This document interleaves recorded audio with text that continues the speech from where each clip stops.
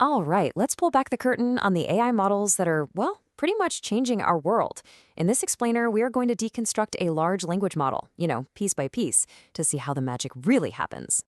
So, you type a prompt into something like ChatGPT, and it gives you this incredible response.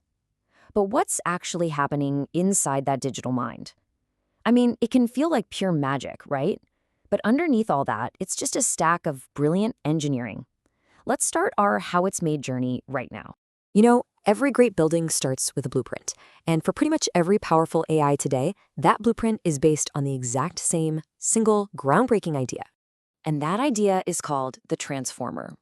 It came out of a landmark 2017 paper from Google, and it completely changed the game. Before this, models had to read word by word by word. The transformer let them process entire sentences all at once. This parallel processing, it unlocked absolutely massive speed and scale. Now, this basic transformer blueprint comes in three main flavors. Think of encoder-only models, like BERT, as being fantastic at understanding stuff. They can look at the whole sentence, backwards and forwards, to get the full context. Then you have decoder-only models, like the GPT and ChatGPT. These guys are built for generating text. They only look at the words that came before to predict what comes next. And finally, encoder-decoder models are perfect for things like translation, where you need to both understand one language and generate another. So what is it that makes this transformer architecture so incredibly powerful? Well, it all comes down to one core innovation, a sort of secret ingredient that solved a huge problem that older AI models had. See, before the transformer, models had a really bad memory problem. Because they were processing text one word at a time, by the time they got to the end of a long paragraph, they'd often kind of forget what was said at the beginning. Plus, this whole sequential process made them incredibly difficult to speed up on modern computers. And then, this paper dropped, with this incredibly bold, almost Beatles-esque title, "Attention is all you need." The authors made this radical claim that you could just throw out the slow, sequential parts of older models and solve the whole context problem with a single, powerful mechanism. And that mechanism is called self-attention. It's the model's ability to look at all the words in a sentence at the same time and figure out which ones are most related to each other.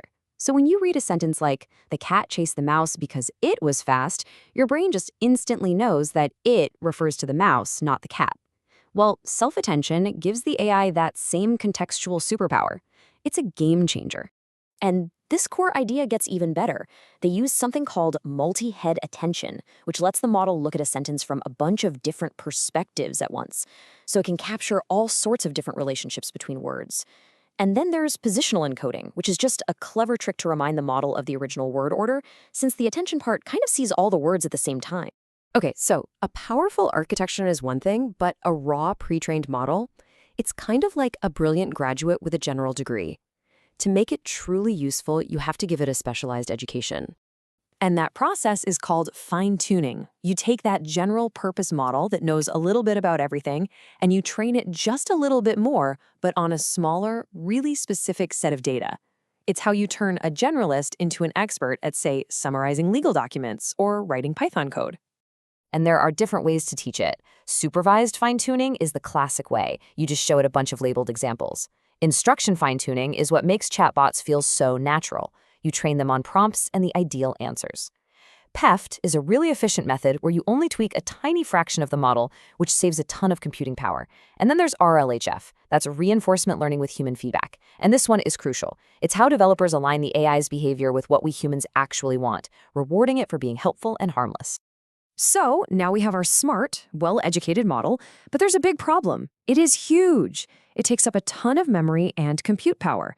To make it practical for you and me to use, we basically have to put it on a diet.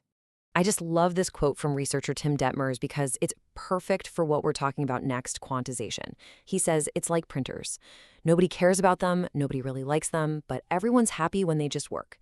Quantization is the unsung hero of practical AI. It's not glamorous, but without it, these amazing models just wouldn't run on the hardware we have today.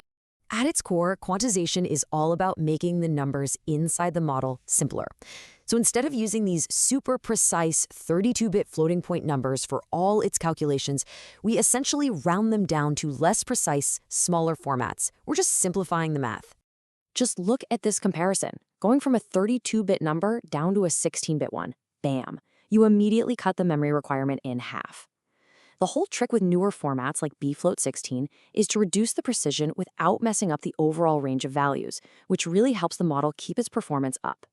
And the impact of this is just staggering. For a 32 billion parameter model, quantization can save you around 45 gigabytes of memory. And that is often the literal difference between a model fitting on a GPU that you can actually get or not. This isn't just a minor tweak. It's the key that makes powerful AI accessible to more people. Okay, so we've built the architecture, we've given it a specialized education, and we've made it efficient enough to actually run. So where is all of this going? Let's take a quick look at the cutting edge. The pace of change here has been absolutely incredible. I mean, just a couple of years ago, the big focus was on aligning models with human feedback using RLHF. Then it quickly shifted to making fine-tuning more efficient. More recently, it's been about optimizing data. And now, the big new frontier is teaching models complex reasoning with methods like reinforcement learning with verifiable rewards. It moves so fast. This rapid progress has created a new kind of challenge, something people are starting to call benchmarking. It's this tendency for developers to get so focused on chasing high scores on academic benchmarks that they forget the real goal. The model might ace the test, but that doesn't always translate to it being genuinely more useful in the real world. It's a good reminder that a high score isn't everything. So we've gone on quite a journey, right? From the core architecture all the way to the very frontier of AI research, seeing how these models are built, trained, and refined. And it kind of leaves us with one final, and I think crucial question. As these machines get exponentially smarter and more capable, what is the uniquely human skill that they can never truly replicate? Something to think about. Thanks for joining this explainer.